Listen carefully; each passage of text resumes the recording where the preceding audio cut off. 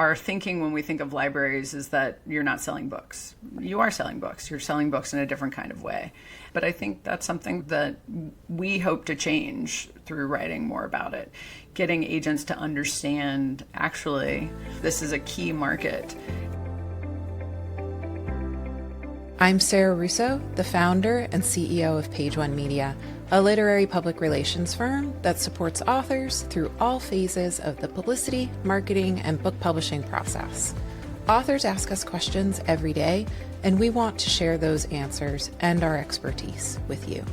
On this new monthly show, we'll spotlight conversations with the people shaping the literary conversation on and off the page. Our goal is to give current and future authors actionable insights into how publishing really works, from agents, acquisitions, and advances, through positioning, platform, and promotion. If you've already written a book, or you're starting to think about writing a book, we'll help you navigate the process step by step with advice from insiders and authors who have been through it all. This is our very first episode, and my guest today is my friend and colleague, Erin Cox. Erin has been immersed in the publishing world throughout her career. She worked in publicity at Scribner and HarperCollins, in advertising sales and marketing at The New Yorker, and as an agent at Rob Weisbach and Associates, and is currently the publisher of Publishing Perspectives. In her newest role, Erin has co-founded Words and Money with Andrew Albanese, a digital media venture centering the role of libraries in the publishing business. Today, Erin and I talk about the relationship between the publishing industry and libraries, how libraries are navigating and trying to thrive amid various challenges, and why libraries are vital in the literary ecosystem. Erin, you and I met years ago at Scribner, longer ago than either of us might like to admit, maybe. Yes. Since then, you've had an incredibly varied career. You've done so many different things in publishing. I think there are a few people who have had as many different roles in different types of areas of the business than you have. How'd you get started in all of this? Like, how'd you get here today, Erin? Excellent question. Yes, I have had a varied career. I double majored in English and history, and I was always just really interested. I mean, I was a lover of reading. And then when I went to the Denver Publishing Institute after I graduated and fell in love with publicity and became a book publicist and thought, oh, this is it. Once you do one or two campaigns, they're sort of, yes, they're different for each book, but the work is similar. It's the same. So then I went to the New Yorker where I handled book advertising. The Kindle had come out. Ebooks were exploding the industry. I was interested in more technology and digital publishing, and also I wanted to continue to do the work that I really loved, which was publicity and marketing. So that sort of brought together a little bit of what I do today, which is a little of all of that. A little of everything. Yeah. You were also an agent for a time too, which I feel like few agents come from the publicity and marketing side. Do you feel like that was really a benefit for the authors you were representing to have that view of the business? Absolutely. Yeah. I think, a benefit for not only the authors that I represented, but also the other authors that our agency, Rob Weisbach Creative Management, represented, because I could sort of give them a real world look of what it was like in-house as a publicist. Some authors are like, I don't know what a galley is. Tell me what that is. Or big mouth mailing or a long lead, terms that we use just casually every day, they don't know. So I think being able to say, here's a little primer on what publicity is going to look like, and here's what we're able to do. And I still am an agent. Yeah. Just for a couple of writers. I'm assuming the audience for this show is going to be lots of first-time authors, lots of young people who'd like to get into publishing. Can you tell us what a galley is or an ARC? Yeah, I wish I have some over there. I wish I had one at the ready. Yeah, do you have one? I do. I have one. So the short term, yep, there you go. A galley is an advanced reader's copy, an ARC or ARE, depending on who the publisher is. They call them different things, but they're basically the same thing. They're the uncorrected proofs of the book bound into a sort of paperback version. Galleys usually have sort of a plain cover, and this is what we in publicity, marketing, and sales send out to bookstores, media. They're really helpful to have, and it gives everybody sort of an early read of the book before the finished copy. And we say all over, please wait for the finished book book before you quote from it. So if there are any corrections or errors, those will be fixed before any coverage in the media goes out. So yeah, to illustrate that point, right? There you go. Yeah, it's exactly. Do not quote from this without checking with the finished book. Exactly. Yes. So yeah, thank you so much for explaining that. It is a question we get all the time. What were some of the lessons that you took with you from your in-house job into this sort of broader world of publishing that you work in now? I'm the publisher of 2 media sites that focus on the publishing world. I'm the publisher, and Andrew Albanese is the editor for both of these projects. And Andrew and I both started our careers in-house at a publisher. We know what those meetings in-house look like. Everybody talks about the sort of gatekeeper quality of publishing, and how if you don't have the information, if you don't have the context, you're very much kept outside of it. And that's something that I try to do in my career. I think you do that in your career as well, educating authors, young publishing professionals, anybody looking to be in the industry. I think also publishers get demonized a lot. It's a business. It's not charity work. They're trying to be profitable, and sometimes, that's a delicate balance, and it's difficult. Yes. Yeah. Well, and the margins are incredibly small in books. It's like grocery stores, 2%, Exactly. 3% sometimes. Yeah. So you alluded to Words and Money. You didn't name the name of your new venture, which is a library publication. Can you tell us what prompted the two of you to put your heads together and create this? I'd love to take full credit for this, but this is Andrew's brainchild. Andrew had spent 14 years writing about publishers for Library Journal, and then the last 16 years writing about libraries for Publishers Weekly. And basically what he was saying was, we never talked about libraries. We only talk about bookstores. So libraries are really being left out of the larger publishing conversation. They're very much siloed. There are also a lot of misconceptions about libraries that publishers have. So we're trying to not only shine a light on what libraries are doing, because they're pillars of our communities, they're doing a lot for the industry too, and they're doing a lot for writers. And so I think this is something really important that Andrew and I feel he threw out this idea to me, and I said, yeah, let's do it. Would you just sort of maybe walk us through the role libraries are playing in publishing right now? So there are two sort of channels of getting books out into the world: bookstores and libraries. Bookstores is generally where publishers focus on, because those are book sales. But the misconception is that libraries are not buying books. They are buying books. Those are book sales, and those are book sales that don't come back to you. When a bookstore orders books, those aren't guaranteed sales. Those are guaranteed books to be sent to the bookstore, and then you hope through the efforts of your publicity and marketing team that readers come into that store, buy those books, and they don't come back to you. But oftentimes they do. And that's something that publishers see a lot. So you sort of say, we got 50,000 copies out the door and we got 20,000 back. Yeah. So that's a challenge with libraries. You get 50,000 out the door, those 50,000 are not coming back. And sometimes if those books are really loved, you're going to sell 50,000 more, because they're going to wear out after a couple of years. And then those libraries are going to buy them again.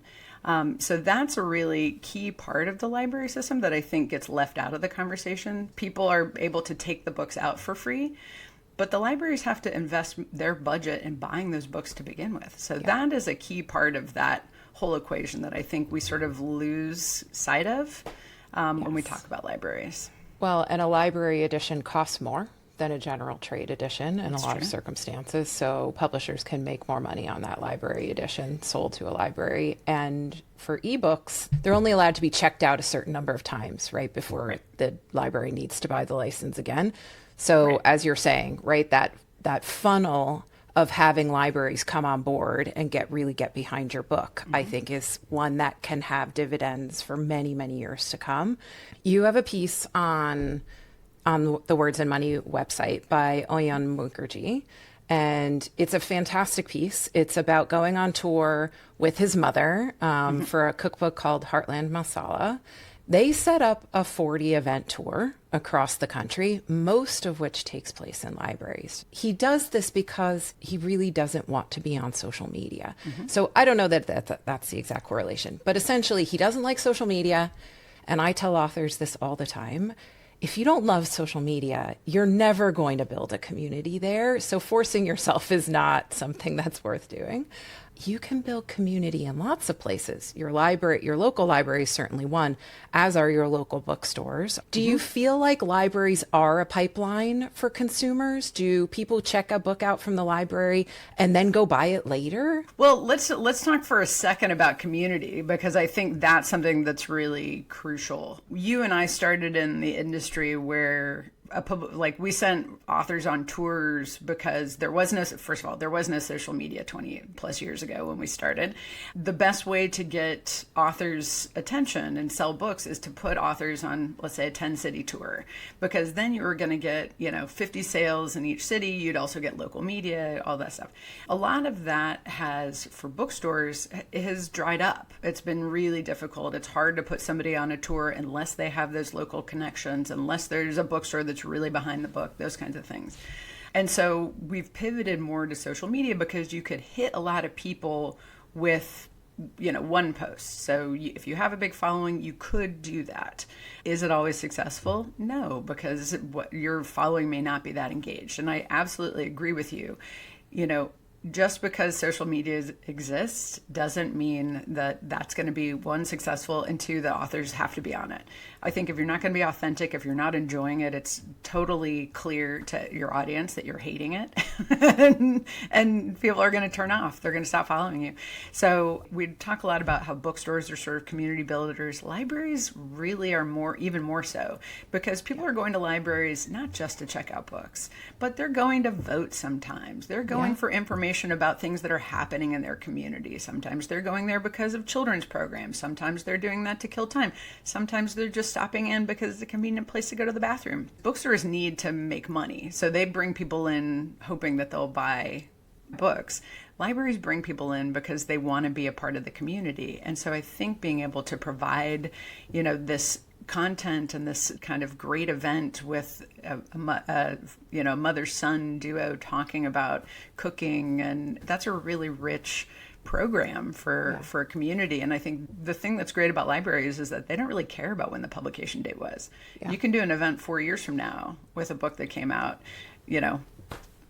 today. I don't know if you've ever recommended this to your authors, but we recommend it frequently. We have authors who come to us wanting to know about pre-order campaigns all the time. And what time, when do I send out that first email to my friends and family asking them to pre-order the book?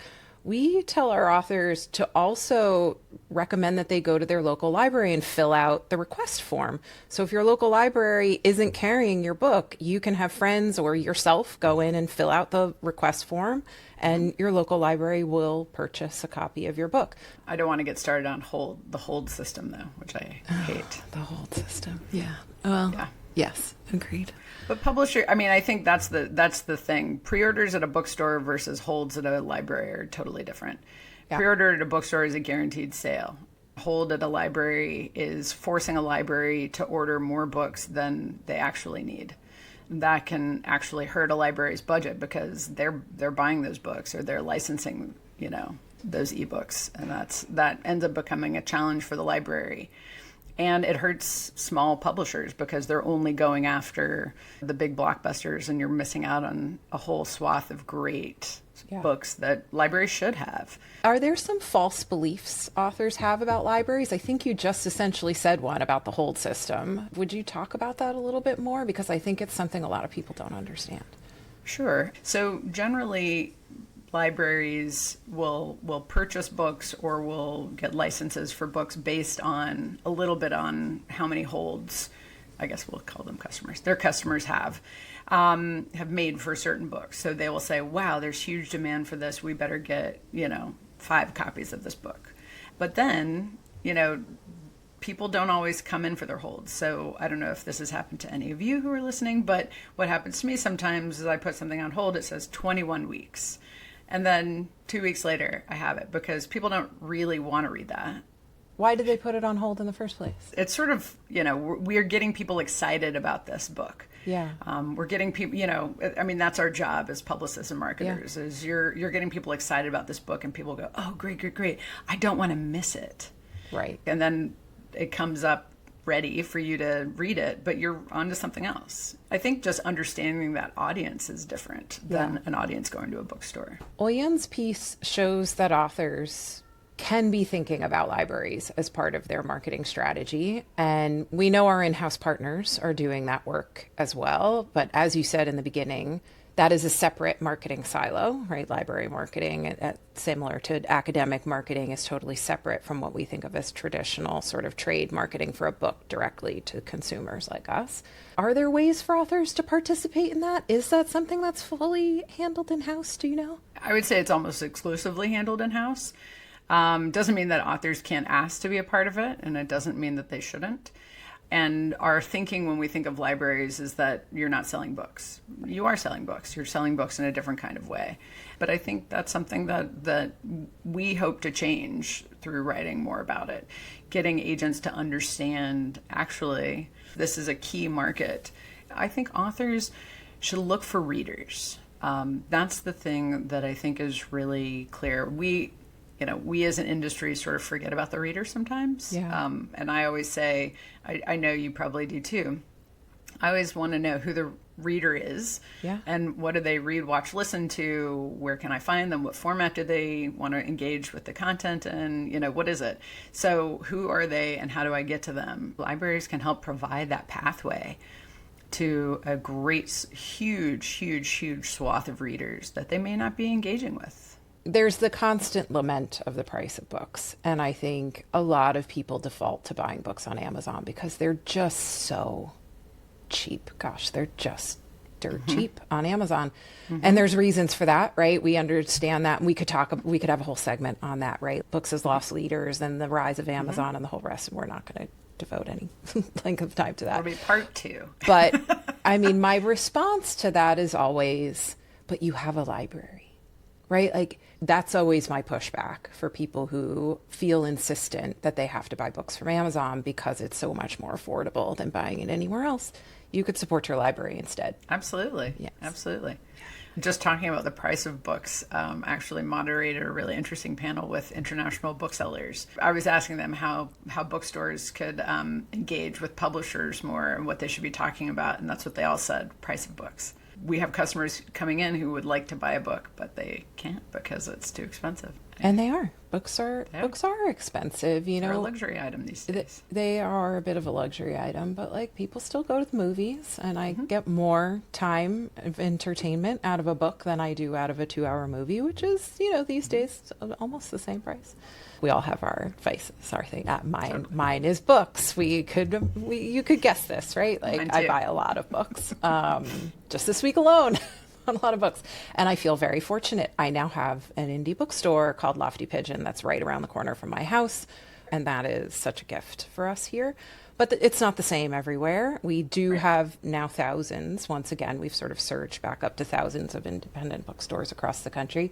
But I think we were down to about 800 not maybe 10 years ago. So there's been this really nice big upswing. And I think our dynamic with the chain bookstores has changed, right? As the rise of Amazon has happened. We're also like sort of happy when Barnes & Noble is still there and chugging along because that competition is still important. But that's not the only ecosystem for acquiring books and reading. And I think I'm going to have to check the statistic. I'll let you know if I'm incorrect. But I think there are actually more public libraries in the United States than there are Starbucks. Oh, really? Which is a shocking thing to think about. That actually makes me really happy. That's I know. a wonderful thing I know. to know. Oh, actually, so our producer, Julie, just said, you are correct. There are more libraries than Starbucks. So thank you for good job on that statistic. There's so much news around, right? The deterioration of publishing and AI and all of the things that are impinging on our industry space here. But are there things that you're happy about or excited about in publishing? Oh, yeah. Spotify has just announced 2 big moves. One is a partnership with bookshop.org. In the Spotify app in the platform, you can buy print books directly from Bookshop. So if you're listening to something you really enjoy and you want to have the print book, you can buy it immediately if you're in the US and the UK. We've seen a surge in audiobook listens. We're building a new audience of readers. I know they're audiobooks, but we call them readers still. Yep, yeah. Listeners, readers. Readers. But I think a lot of people, I just had somebody talking about Heated Rivalry, and they were listening to the audiobook they watched the show, they were listening to the audiobook, and then they bought the print book. So I think that's really cool. And then the other thing that they did is they created this thing called Page Match, where if you're, so say you're driving your car or on the subway, you're listening to an audiobook, you get home, you want to pick it up in the physical book that you have. So in the little app, it'll say Page Match for the book, and hold it over your book, and it will say, like, flip the page, flip the page, flip the page, until they see the segment that you just heard on the audiobook. And it will say, okay, that's it. This is the page you can start reading. Wow. I'm like, that is mind-blowing. Yeah, that's a fun piece of technology. For listeners who don't know what bookshop.org is, will you tell us a little bit more about that? Sure. It's the Amazon killer. Right on. There you go. It was founded by Andy Hunter, brilliant mind behind a number of publishing inventions. The idea was Amazon is really taking up a huge market share of book sales, and independent bookstores are really struggling. So Andy and a few other people came up with the idea for Bookshop, which is basically an online retailer that you could sell direct, or independent bookstores who maybe can't support their own online retailing system could have a storefront and be able to get sales directly through Bookshop. Also, what's amazing for Bookshop is that they just have a pool of money that all member independent bookstores get some portion of. It's a great way for independent bookstores to be supported. It's great, and it's really gaining in market share, and they expanded to the UK, I think it was last year or the year before, so they're looking to expand even further, I think. I think what's also interesting about Bookshop is other sorts of organizations can have storefronts. So we work with the Dayton Literary Peace Prize. They have a storefront for all of the books that have either been shortlisted or won the prize. They have their own little storefront, and you can buy all of the books. Can you tell me a little bit about what's your favorite part of working in books? So I'm a reader. I mean, I think the thing that as a kid, I experienced things through books before I experienced them as a human. And I love that learning. There's nothing more exciting to me than when somebody is telling me how excited they were about a book. Oh my gosh, you must read this. And I feel like that was our jobs. I mean, when I would describe what my job as a book publicist was to people who didn't know anything about the industry, I said I would read a book and then tell other people to read a book. And they were like, that's your job? I'm like, yeah, that's my job. It's great. Yes. And I still feel very much that that's what I do. I still feel like my job is to tell people about books. My job is to make it easier for readers to get their hands on books that they will love, or information that is helpful to their lives. I think those kinds of things, that feels like a really important part of the work that we do. Yeah. And I think that's something that I still really feel strongly about. And I think that's what gets me out of bed in the morning, is that we're just a small part of it, but it's something that's important. If people are not curious already, I want to make them curious, and I want to make it easy for them to say yes to reading more, to engaging with information more, to engaging with stories more, all of those things. So I'm in the same boat with you. I am very much a lifelong learner, and I love the authors. I think for me, the authors are my favorite part of working in this industry. We get to work with the smartest people in the room. It's a gift to get to do what we do every day. So it's really, it's fun for me. What are you reading right now, Erin? Well, I have to say, I'm halfway through about 9 books. Yeah, you and me both.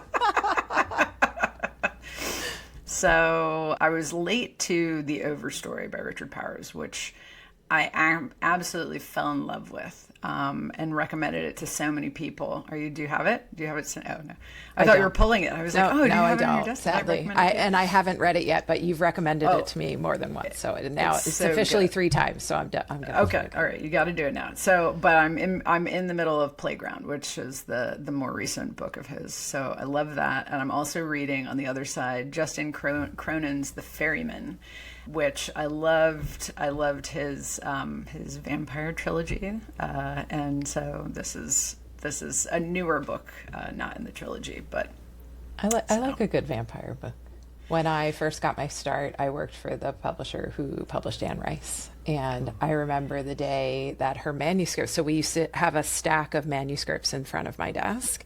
And, they would just drop new manuscripts every day. And when they dropped the Anne Rice manuscript, it blew my mind at the moment. But at the same time, I went to recommend the Interview with the Vampire to my daughter, and I was like, oh, I'll read it again. It was my favorite when I was a teenager, and I was like, this book is not as good as it was when I read it the first time. Which is like a funny thing to fall in love with a book when you're a teen and go back to it later in life. I worked on a book years ago by Anne Fadiman called Rereading, which is all about reading the books from your childhood over again. And she, talks about the Snow Queen and a bunch of other really wonderful classics in there.